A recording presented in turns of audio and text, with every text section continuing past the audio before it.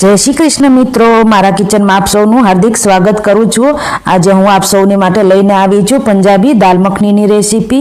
आ दाल मखनी खावामां खूब ज टेस्टी लागे छे अने गमे त्यारे आपणे रेस्टोरंट में जता होईए छीए त्यारे दाल मखनी ऑर्डर करता होईए छीए, परंतु हवे तमे दाल मखनी आरामथी घरे रेस्टोरंट स्टाइल बनावीने तैयार करी शको छो।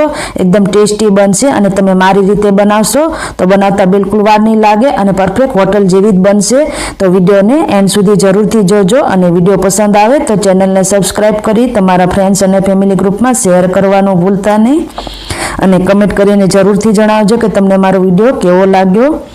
तमे जोई शको छो कि आपणी दाल मखनी एकदम होटल जेवी ज बनी छे अने एकदम परफेक्ट बनी छे। तो चालो रेसिपी बनाववानी शरूआत करी दईए। तो अहींया मैं आखा अड़द अने राजमा ने आ रीते रात्रे पलाળી दीधा हता। अहींया मैं 10 થી 12 कलाक जेटलो समय थई गयो छे। अहींया मैं 1 कप जेटला आखा अड़द अने 20 થી 25 राजमा लई लीधा हता। तो ए सरस रीते पलળી गया छे। तो हवे आने आपणे 4 થી 5 वार पाणीथी सरस रीते धोई लईशुं। सरस रीते हाथोनी मददथी घसी-घसीने धोई लईशुं। तो सरस आपणा अड़द अने राजमाने सरस रीते ચોખ્ખા કરી લેવાના છે અને 4 થી 5 વાર પાણીથી ધોઈ લઈશું। હવે અહીંયા આપણા અડદને સરસ રીતે ધોઈ લીધા છે અને રાજમા પણ સરસ રીતે ધોવાઈ ગયા છે। તો હવે આપણે એક પ્રેશર કુકર લઈ લઈશું। नॉर्मली आ राजमा ने खुला वासण में बाफवामां आवे छे, परंतु ए प्रोसेस करवामां वधारे वार लागती होय छे। तो आपणे उतावळ होय तो आ रीते कुकर में बाफी लई शको छो।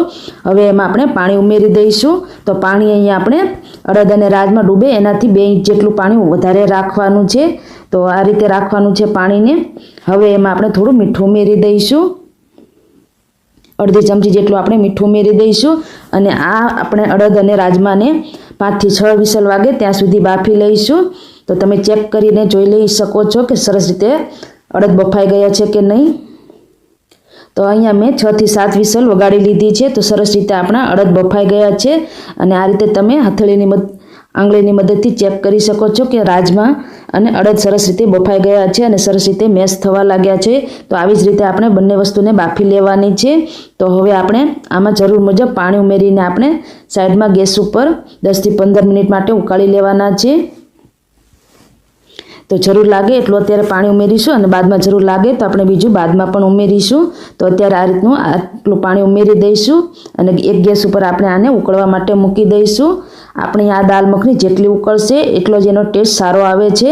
તો આ કુકરને આપણે સાઈડમાં રાખી દઈશું અને ધીમાથી મીડિયમ ગેસ ઉપર આને સાઈડમાં ઉકળવા દઈશું અને ત્યાં સુધી આપણે એનો વઘાર જોઈ લઈએ। તો આને સાઈડમાં રહેવા દઈશું। હવે વઘાર માટે એક કડાઈમાં આપણે 1 મોટી ચમચી તેલ અને 1 ચમચી જેટલું બટર લઈ લઈશું। નોર્મલી આ દાલ મખનીમાં વધારે પડતું માખણ ઉમેરવામાં આવતું હોય છે, તમને જેટલું પસંદ હોય એટલું ઉમેરી શકો છો। અહીંયા હું ઓછું ઉમેરી રહી છું તો 1 ચમચી એટલું ઉમેરી દઈશ। आ बने वस्तु सरस रीते गरम थई जाए त्यारबाद एमां आपणे 1 मोटी चमची भरीने आदू अने लसणनी पेस्ट उमेरी दईशुं। एनी कचाश दूर थई जाए त्यां सुधी सरस रीते आपणे साथ लई लेवानी छे। तो आ प्रोसेस करता 1 मिनिट जेटलो समय लागशे। आदू अने लसण सरस रीते संतळाई जाए त्यारबाद तेमां आपणे लाल मरचुं पाउडर उमेरीशुं। अहींया आ दाल मखनीमां कोईपण जातना मसाला के खड़ा मसाला उमेरवामां नथी आवता अने डુંગળી पण उमेरवामां नथी आवती। जो तमने पसंद होय तो उमेरी शको छो, परंतु डુંગળી अने वधाराना मसाला उमेरवाथी जे रियल टेस्ट आवे छे दाल मखनीनो ए नथी आवतो, एटला माटे ओछा मसालामां आ दाल मखनी बनाववामां आवे छे। तो अहींया मैं 2 चमची जेटલું मरचું उमेरी दीधुं छे अने थोड़ी हळदर उमेरी दईशुं। हळदर आपणे वधारे नहीं उमेरीए। हवे आपणे अहींया 3 થી 4 टमेटानी प्यूरी लई लीधी छे। अहींया मैं काचा टमेटाने ज मिक्सर जारमां क्रश करी लीधा छे। तो 3 टमेटा लई लीधा हता। तो एने सरस रीते मिक्स करी दईशुं। अहींया आपणे आ दाल मखनी एकदम ओछा मसालामां बनाववामां आवे छे तो पण टेस्टी बने छे अने एकदम रेस्टोरंट स्टाइल बने छे। हवे आने आपणे धीमा गैस पर ढांकीने 3 થી 4 मिनिट माटे थवा दईशुं। 3 થી 4 मिनिटमां सरस रीते एनुं पाणी बળી जशे अने आपणी ग्रेवी सरस रीते तेल छूटું પડવા लागशे। तो 4 मिनिट बाद तमे जोई शको छो सरस रीते आमांथी तेल छूटું પડવા लाग्युं छे अने आपणी ग्रेवी सरस रीते चढ़ी गई छे। तो आ रीते बनीने तैयार थई गई छे। तो हवे आपणे जे साइडमां दाळ उकळवा माटे मूकी हती ए आमां उमेरी दईशुं। साइडमां मैं दाळने 10 થી 15 मिनिट माटे उकाळी लीधी हती। हवे एने आपणे आमां उमेरी दईशुं। આ દાલ મખનીમાં દાળ વધારે ઉકાળવામાં આવે છે અને જેટલી ઉકળશે એટલી જ મીઠી લાગે છે.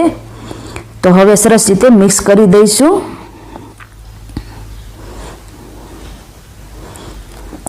અત્યારે મેં આ રીતનું પાણી રાખ્યું છે કારણ કે જો આપણે આ દાળને વઘારમાં ઉમેર્યા બાદ પણ 10 થી 15 મિનિટ માટે ઉકાળવાની છે. તમને જરૂર લાગે એટલું એડજસ્ટ કરી લેવાનું છે પાણીને.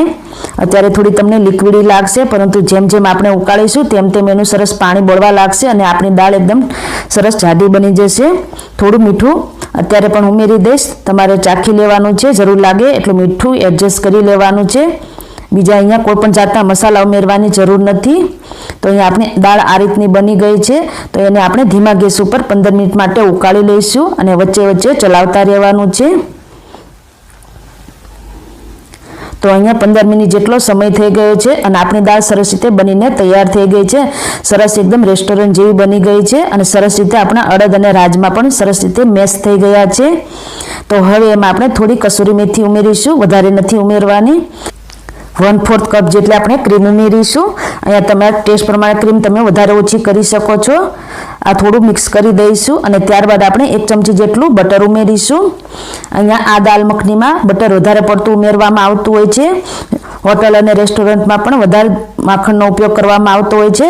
તમારા ટેસ્ટ પ્રમાણે તમે વધારે ઓછું કરી શકો છો. અહીંયા મેં કુલ ટોટલ 2 ચમચી જેટલા માખણનો ઉપયોગ કર્યો છે.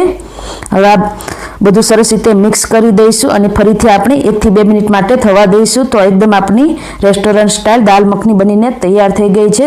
તમે જોઈ શકો છો કે જે રીતે રેસ્ટોરન્ટમાં હોય છે એ જ રીતની આપણે આ દાલ મખની બનીને તૈયાર થઈ ગઈ છે. તો હવે એને આપણે સર્વિંગ પ્લેટમાં લઈ લઈશું. અહીંયા અમે આ દાલ મખનીને જીરા રાઈસ સાથે સર્વ કરી છે. તમે ચાહો તો લચ્છા પરાઠા કે નાન સાથે પણ સર્વ કરી શકો છો. ખૂબ જ ટેસ્ટી લાગે છે અને એકદમ રેસ્ટોરન્ટ જેવી જ બને છે. આ રીતે પ્લેટમાં લઈ લીધા બાદ ઉપરથી આપણે ક્રીમ અને બટરથી ગાર્નિશ કરી લઈશું. કોઈ પણ જાતના વધારાના મસાલા ઉમેર્યા વગર પણ આ દાળ ખૂબ જ ટેસ્ટી બને છે અને બીજા મસાલા ઉમેરશો તો એનો જે રિયલ ટેસ્ટ હોય એ જતો રહે છે. એટલા માટે આ દાળ ખૂબ જ ઓછા મસાલામાં બનાવવામાં આવે છે. હવે ઉપરથી ક્રીમ અને બટરથી ગાર્નિશ કરી લઈશું. તો આપણી આ ટેસ્ટી દાલ મખની બનીને તૈયાર થઈ ગઈ છે. આ વિડીયો તમને કેવો લાગ્યો એ કમેન્ટ બોક્સમાં જણાવવાનું ભૂલતા નહીં અને તમારા ફ્રેન્ડ્સ અને ફેમિલી ગ્રુપમાં શેર કરજો. ફરી મળીશું આવા જ નવા વિડીયો સાથે. ત્યાં સુધી આવજો. મારે આપ સૌને એક વિનંતી કરવાની છે. ઘણા લોકો વિડીયો તો જોવે છે પરંતુ ચેનલને સબસ્ક્રાઇબ કરવાનું ભૂલી જતા હોય છે. તો ચેનલને સબસ્ક્રાઇબ જરૂરથી કરી લેજો, જેથી કરીને મારા નવા વિડીયોની જાણકારી આપ સૌ સુધી જલ્દીથી મળી જાય. તો ચેનલને સબસ્ક્રાઇબ કરજો અને તમારા ફ્રેન્ડ્સ અને ફેમિલી ગ્રુપમાં શેર કરવાનું ભૂલતા નહીં.